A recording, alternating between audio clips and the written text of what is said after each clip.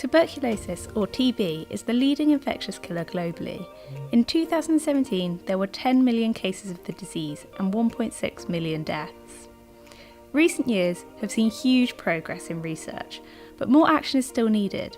So where did the story start? Evidence of tuberculosis has been discovered by archaeologists in the remains of a Neolithic mother and baby, meaning it can be traced back over 9,000 years. Skipping forwards, during the 16 to 1800s, TB was a huge burden across the world, causing approximately 25% of all deaths across Europe.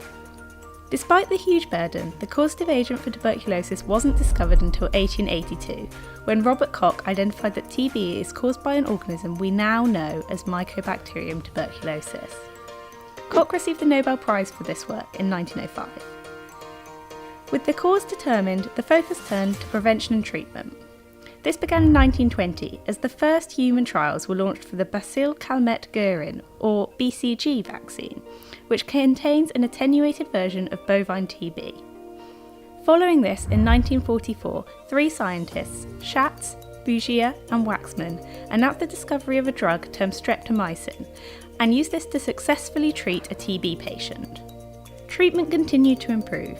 In 1952, doctors Robizek and Selikov used a novel compound called isoniazid to treat TB patients, a drug that is still used today.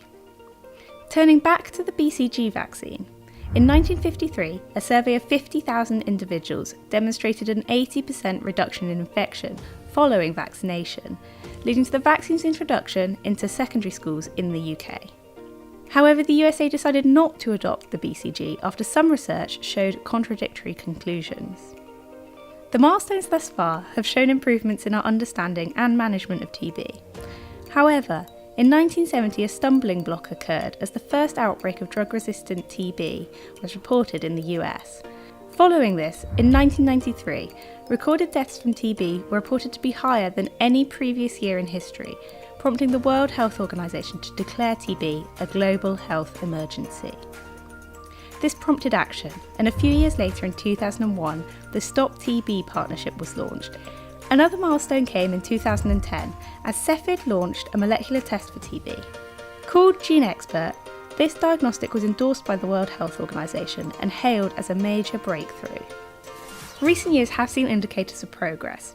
In 2017, global spending on TB research hit an all-time high at $772 million US, although this still falls short of the $2 billion a year the TB research community says it needs to end the disease. Moreover, in 2018, the first ever UN high-level meeting for TB took place, with the theme United to End Tuberculosis, an urgent global response to a global epidemic. The meeting endorsed an ambitious and powerful political declaration to accelerate progress towards the End TB targets. So where are we now? An estimated 54 million lives were saved through TB diagnosis and treatment between 2000 and 2017. In addition, globally, TB incidences are falling at about 2% per year. However, this needs to accelerate to a 4 or 5% annual decline to reach the 2020 milestones of the End TB strategy. Moreover, of the 10 million cases of TB estimated to occur each year, approximately 6 million are not diagnosed. This is a huge barrier to treating and caring for individuals with TB, posing the question, what new tools are needed to close this gap? Drug resistance is also a huge problem, not just in tuberculosis, but across the field of infectious diseases. Drug-resistant TB already requires months of treatment. Could we reach a point where it becomes incurable? Finally, ending the TB epidemic by 2030 is among the health targets of the Sustainable Development Goals, but can and will this be reached? You can let us know what you think on the comments below, or you can find us on both Facebook and Twitter.